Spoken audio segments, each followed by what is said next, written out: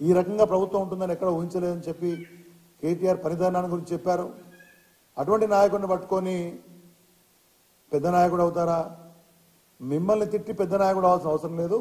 ప్రజల్లో కేటీఆర్ గారి యొక్క స్థానం ఏంటో మీకు బాగా తెలుసు. కానీ ఇటువంటి మాటలు మాట్లాడి చులకన కావద్దని చెప్పి నేను కాంగ్రెస్ పార్టీ నాయకులకు విజ్ఞప్తి చేస్తా ఉన్నాను. అదేవిధంగా ముఖ్యమంత్రి గారిని అన్పార్లమెంటరీ లాంగ్వేజ్ తోటి బీఆర్ఎస్ పార్టీ నాయకులు తిడుతున్నారని చెప్తున్నారు. అన్పార్లమెంటరీ లాంగ్వేజ్ కి care of address Revanth Reddy గారు.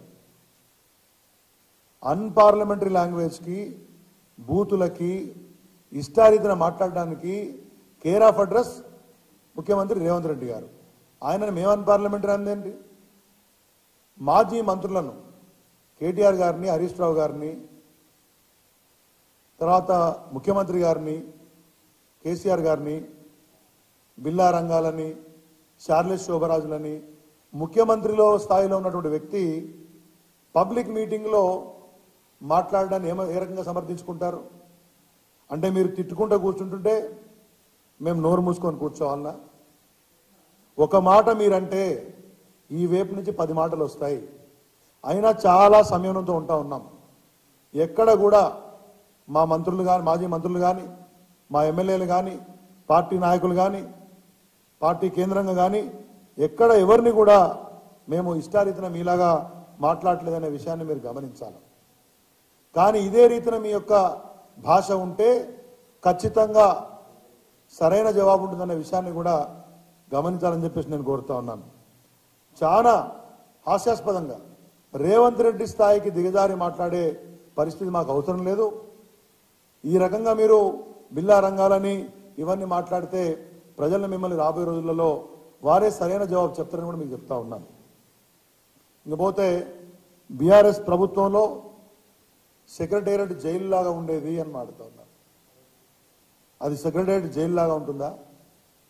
జైలు లాగా ఉందా?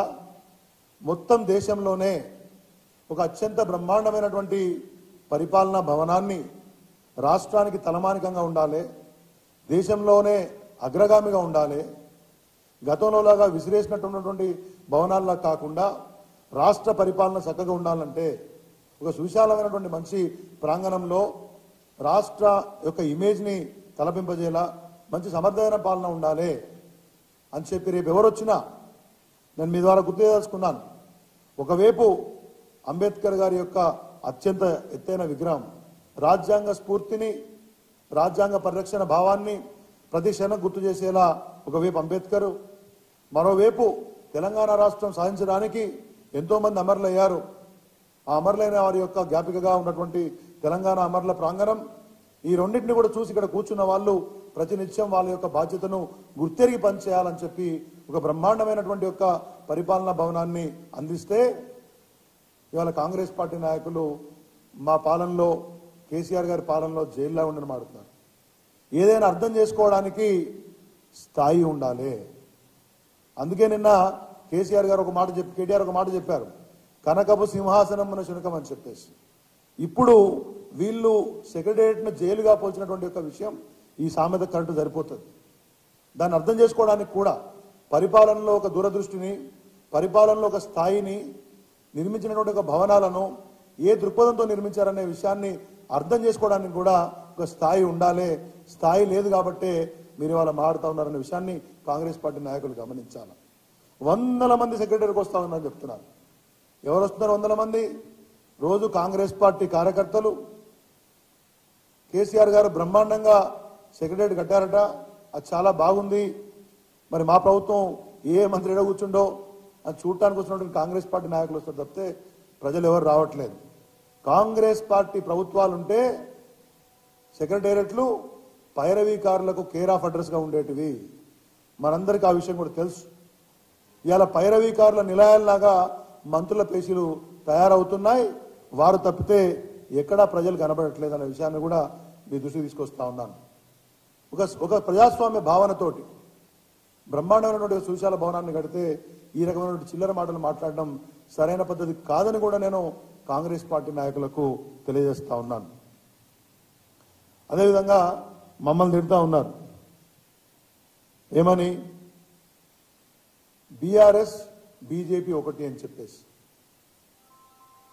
ఒకవైపు బీజేపీ వాళ్ళు ఏం మాట్లాడతారు, కాంగ్రెస్ పార్టీ బీజేపీ ఒకటని మాట్లాడుతూ ఉన్నారు. ఈ రెండు పార్టీలకు నేను చెప్తా ఉన్నాను, పొద్దున లేస్తే బీఆర్ఎస్ పేరు తలవకపోతేనో, కేసీఆర్నో కేటీఆర్నో తిట్టకపోతేనో, ఇంకా కూడా మీ ఓటు బ్యాంకును పదిలపరుచుకునే పరిస్థితుల్లో కానీ, లేకపోతే వార్తల్లో ఉండని పరిస్థితిని కానీ వాళ్ళ నాయకులే మాకు గుర్తు చేస్తూ ఉన్నారు, ప్రజలకు గుర్తు చేస్తూ ఉన్నారు. బీఆర్ఎస్ బీజేపీ ఒకటంటే 4 మైనార్టీ ఓట్లు రాలకపోతాయా అని కాంగ్రెస్ పార్టీ, కాంగ్రెస్ బీఆర్ఎస్ ఒకటంటే మరో రకంగా ఓట్లు రాలకపోతాయని చెప్పేసి బీజేపీ మాట్లాడుతున్న సందర్భాన్ని మనం చూస్తూ ఉన్నాం. ఇవాళ కాంగ్రెస్ అదేవిధంగా బీజేపీ యొక్క ఫెవికాల్ బంధం ఎట్లుందో నిన్న మనం చూసాం. ప్రొఫెసర్ దాసో శ్రవణ్ గారిని, ఒక వెనుకబడ్డ తరగతి చెందినటువంటి సత్యనారాయణ గారిని గవర్నర్ కోటాలో ఎమ్మెల్సీలుగా నామినేట్ చేస్తే వివిధ కారణాలు చూపి సహేతుకమైనటువంటి కారణాలు లేకుండానే తిరస్కరించినటువంటి గవర్నర్ గారు ఇవాళ సాయంత్రం బొకే పట్టుకొని రేవంత్ రెడ్డి గారు పోతారు. మర్నాటికే కోదండరామ్ గారిది ఇంకో అమీర్ అలీ ఖాన్ ఎవరో ఉన్నారు, వారిద్దరిది ఎమ్మెల్సీలుగా నియామకం అమదే వస్తుంది. దాసో శ్రవణ్ గారేమో రాజకీయ నాయకుడు అవుతాడు, ఒక పొలిటికల్ పార్టీకి హెడ్గా ఉన్నటువంటి కోదండరామ్ గారేమో సమాజ సేవకుడు ఎట్లయితారో గవర్నర్ గారు చెప్పాలి. ఇది బీజేపీ కేంద్ర నాయకత్వం యొక్క తెలియకుండా, బీజేపీ కేంద్ర నాయకత్వం యొక్క ఆమోదం లేకుండా ఈయన గవర్నర్ గారు ఆమోదం తెలిపారంటే నమ్మేంత అమాయకులు ఎవరు లేరు తెలంగాణ అనే విషయాన్ని కాంగ్రెస్ పార్టీ నాయకులు గమనించాలా. నేను చాలా క్లియర్గా చెప్తా ఉన్నాను, రేవంత్ రెడ్డికి కిషన్ రెడ్డికి ఒక బ్రహ్మాండమైనటువంటి టేసిడ్ అండర్స్టాండింగ్, ఓ బ్రహ్మాండమైనటువంటి అంతర్గతమైనటువంటి ఒక ఒప్పందం ఉంది కాబట్టే అనుబంధం ఉందనే విషయాన్ని రాష్ట్ర ప్రజలకు తెలుసు, చాలామందికి తెలుసు. మీరేదో దాన్ని దాచాలనుకుంటే కుదరదు. హుజురాబాద్ ఉప ఎన్నికల్లో కాంగ్రెస్ పార్టీని తాకట్టు పెట్టి ఆ ఓట్లన్నీ బీజేపీకి ట్రాన్స్ఫర్ చేయించింది రేవంత్ రెడ్డి గారు కాదా అని చెప్పేసి అడుగుతా ఉన్నాను. ఆ రోజు స్టార్ట్ అయినటువంటి ఫెవికాల్ బంధం ఇవాళ గవర్నర్ కోటాలో ఎమ్మెల్సీల నామినేషన్ వరకు కొనసాగుతుందా లేదా తెలియజేయాలనే విషయాన్ని ఇట్లా రేవంత్ రెడ్డి గారు అడగానే అట్లాగా మరి కేంద్రంలో అపాయింట్మెంట్లు దొరుకుతున్నాయో ఇది కిషన్ రెడ్డి యొక్క సహకారం లేకుండానే సాధ్యమవుతుందా తెలియజెప్పాల్సిన అవసరం కాంగ్రెస్ పార్టీ కూడా ఉంది. కాబట్టి ఊరికనే బట్టగాల్చి మీదేస్తాం, ఏదో బీజేపీని బీఆర్ఎస్ని ఒక గాట కడితే లబ్ధి పొందుదామని చెప్పేసి మీరేమో అంతర్గతంగా సంబంధాలు పెట్టుకుంటారు, ఒకరికొకరు మేలు చేసుకుంటూ ఉంటారు. బీఆర్ఎస్ను మొత్తంగా ఇద్దరు కలిసి ఆ రోజు వేరే ఒక నాయకుడు చెప్పినట్లు, ఓ పత్రికాధిపతి చెప్పినట్టు బీఆర్ఎస్ను ఫినిష్ చేస్తారు, చేయాలని మోదీ గారు చెప్పినట్లు వచ్చిన వార్తలు మీరే చెప్తారు. మళ్ళీ బీఆర్ఎస్ బీజేపీ ఒకటని కాంగ్రెస్, బీఆర్ఎస్ కాంగ్రెస్ ఒకటని బీజేపీ అని చెప్పడం అనేది ఆ రెండు పార్టీల బీఆర్ఎస్ బీజేపీ కాంగ్రెస్ల యొక్క దొంగనాటకం అనే విషయాన్ని ఇవాళ ప్రజలకు నేను తెలియజేసుకున్నాను. I'm repeating my statement. Kishan Reddy గారి యొక్క రేవంత్ రెడ్డి గారి యొక్క రహస్య మైత్రి బంధాన్ని రాబోయే రోజుల్లో ప్రజల ముందు నిల్చోబెడతాం. ఈ రెండు పార్టీలు కలిసి ఇవాళ బీఆర్ఎస్ను దెబ్బతీయదలుచుకున్నారు, అదేవిధంగా వాళ్ళ కార్యాచరణ ఉందనే విషయాన్ని కూడా ఇవాళ ప్రజలు గమనిస్తూ ఉన్నారు.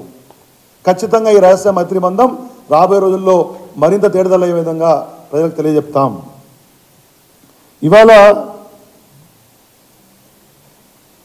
ప్రజాస్వామ్య భావన లేకుండా కాంగ్రెస్ పార్టీ నాయకులు మాట్లాడుతూ ఉన్నారు. నిన్న రవి గారు, కేసీఆర్ గారు తెలంగాణ రాష్ట్ర ప్రజల యొక్క స్వేచ్ఛను హరించారట. కొద్దిగా ఇంగిత జ్ఞానం ఉండి మాట్లాడాలా, మీరంతా సీనియర్ నాయకులు, గతంలో ఎంపీలుగా పనిచేసినారు, గతంలో ఇటువంటి హోదానే అనుభవించినారు. ఇంకా కొంతమంది మంత్రులు మాట్లాడుతూ ఉన్నారు, ఇది బద్దలు కొట్టాం అది బద్దలు కొట్టాం, స్వేచ్ఛావాయువులు పెంచుకుంటున్నారని. కాంగ్రెస్ పాలనలో వలసవాదులకు వంతపాడి తెలంగాణ ఆస్తిని తెలంగాణ యొక్క అస్తిత్వాన్ని దోచుకున్నటువంటి కాంగ్రెస్ పార్టీ మీద పోరాటం సల్పి తెలంగాణను తెచ్చింది. తెలంగాణ ప్రజలకు కాంగ్రెస్ కబంధ హస్తాల నుంచి, వలసవాదుల కబంధ హస్తాల నుంచి స్వేచ్ఛావాయువులు ప్రసాదించింది కేసీఆర్ గారి పోరాటం కాదా? కేసీఆర్ గారు కాదా? కేసీఆర్ గారి పోరాటం లేకపోతే ఇదే కాంగ్రెస్ పార్టీ తెలంగాణ కాంగ్రెస్ అయి ఇవాళ మళ్ళీ ప్రజల దయతోటి ఇవాళ ప్రభుత్వం వచ్చేదా? ఒకసారి మీరు ఇవాళ ప్రశ్నించుకోవాలి. ఊరికే మాట్లాడతామంటే ప్రజలు సహించరు. ప్రభుత్వం వచ్చి తొలినాళ్ళు కాబట్టి కొన్ని రోజులు ఊరుకుంటారేమో కానీ సరైన సమయంలో బుద్ధి చెప్తారనే విషయాన్ని గమనించాలి. తెలంగాణ తెచ్చిన నాయకుడు, తెలంగాణ కోసం చావు నోట్లో తలబెట్టిన నాయకుడు, తెలంగాణ స్వేచ్ఛ కోసం, తెలంగాణ ప్రజల యొక్క హక్కుల కోసం సుదీర్ఘకాలం మొక్కవోని ధైర్యంతో ఎటువంటి ప్రలోభాలకు లొంగకుండా అన్ని వర్గాలను, అన్ని పార్టీలను ఏకం చేసి పోరాడిన నాయకుడు తెలంగాణ ప్రజల యొక్క హక్కులను హరించాడని చెప్పేసి మాట్లాడడం అనేది ఎటువంటి రాజనీతితో ఇవాళ కాంగ్రెస్ పార్టీ నాయకులు చెప్పాలి.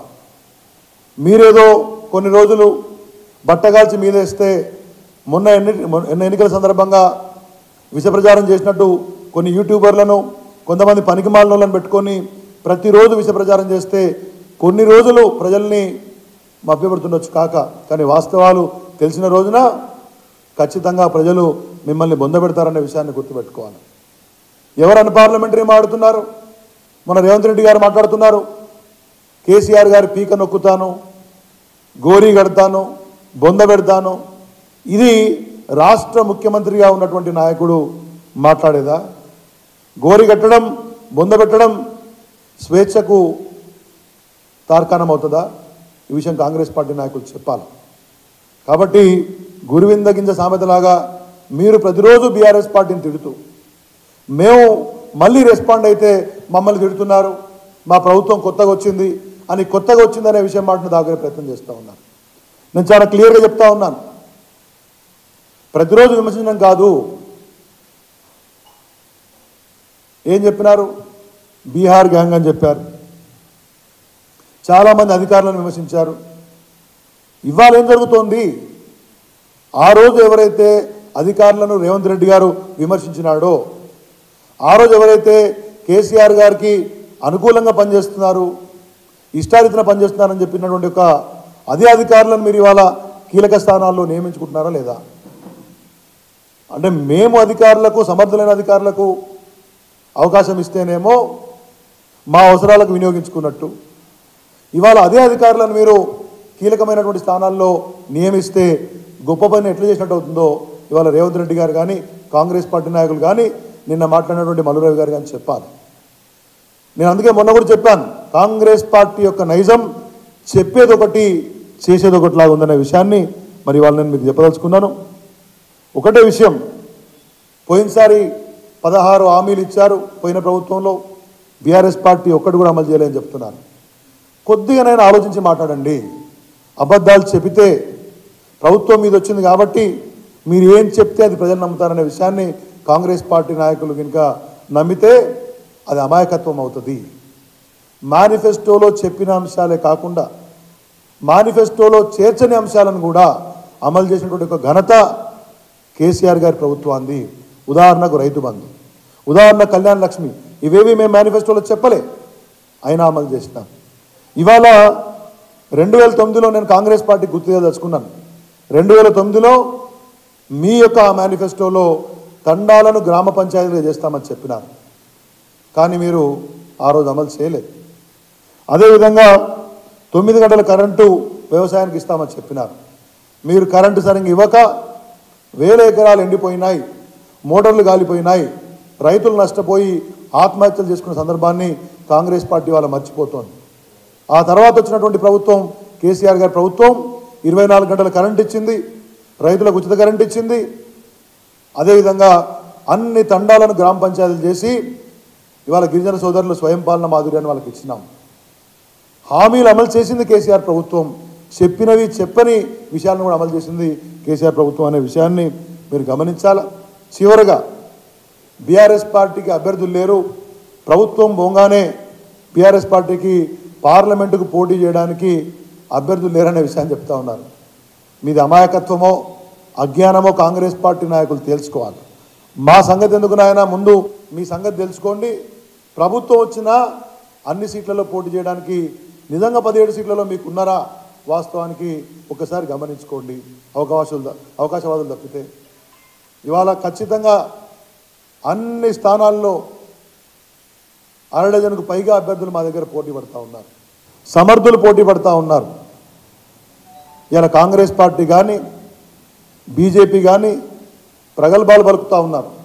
బీఆర్ఎస్ పార్టీకి సీట్లు రావు, పార్లమెంట్ ఎన్నికల తర్వాత పార్టీ మాయమైపోతుంది, నేను మీడియా ముఖంగా చెప్తా ఉన్నాను తెలంగాణ ప్రజలకు, నేను మీడియా ముఖంగా ప్రజలకు తెలియదలుచుకున్నాను. కాంగ్రెస్ కానీ బీజేపీ కానీ వాళ్ళ సిట్టింగ్ స్థానాలు గెలుచుకుంటే చాలు. మీకు దమ్ముంటే మీ సిట్టింగ్ స్థానాలు నిలబెట్టుకోండి. బీఆర్ఎస్ పార్టీ ఖచ్చితంగా పార్లమెంట్ ఎన్నికల్లో సిట్టింగ్ స్థానాలు నిలబెట్టుకుంటాం. మరిన్ని స్థానాలు గెలిచే విధంగా మా ప్రయత్నం ఉంటుంది. ఆ విధంగా ప్రజల మద్దతు ఉంటుందని మేము ఆశిస్తూ ఉన్నాం. నేను ఛాలెంజ్ చేస్తూ ఉన్నాను, బీజేపీ కానీ కాంగ్రెస్ పార్టీ కానీ వాళ్ళ యొక్క సిట్టింగ్ స్థానాలు గెలుచుకుంటే చాలు. ముందు మల్లురవి లాంటి వాళ్ళు మరి వాళ్ళకి సీట్లు వస్తాయా రావా, పార్లమెంటు సీటు కోసమే మమ్మల్ని తిడుతున్నారా ఓసారి తేల్చుకోవాలి. చేతనైతే ఇటు రేవంత్ రెడ్డి సిట్టింగ్ స్థానం కానీ ఇటు కిషన్ రెడ్డి స్థానం కానీ నిలుచుకునే ప్రయత్నం చేయాలి. కాబట్టి మమ్మల్ని తిట్టడం కాదు కాంగ్రెస్ నాయకులారా, ప్రభుత్వ పెద్దలారా, మీరు మీ ప్రభుత్వం వైపు నుంచి ప్రజలకు ఇచ్చినటువంటి 6 హామీలకు ఇప్పటికే చాలా వాటికి మంగళం పలుకుతున్నట్టు మరి ప్రజలు అనుకుంటా ఉన్నారు. 2 హామీల తర్వాత 3వ హామీకి అడుగు ముందు పడతలేదు. రేపు మాపు అని కాలం గడుపుతూ ఉన్నారు. 4 రోజులైతే ఎలక్షన్ కోడ్ వస్తుంది. మీకు చిత్తశుద్ధి ఉంటే మిగతా 4 హామీలను పార్లమెంట్ ఎన్నికల కోడ్ వచ్చేలోగా కార్యాచరణలకు తీసుకొని వచ్చి తెలంగాణ ప్రజలకు ఇచ్చిన హామీలను మరి అమలు చేయాలని చెప్పేసి నేను కోరుతా ఉన్నాను. కాబట్టి మమ్మల్ని తిడితే ప్రజలు ఓట్లు వేయరు, హామీలు అమలు చేస్తే వేస్తారు. కానీ ఇదే విధంగా మీ వాచాలత్వం కొనసాగితే, ఇదే విధంగా మీ యొక్క భాష కొనసాగితే ధీటైన సమాధానం బీఆర్ఎస్ పార్టీ చెప్తుందనే విషయాన్ని మీ ద్వారా కాంగ్రెస్ పార్టీకి తెలియజేస్తూ ముగిస్తున్నాను. ధన్యవాదాలు.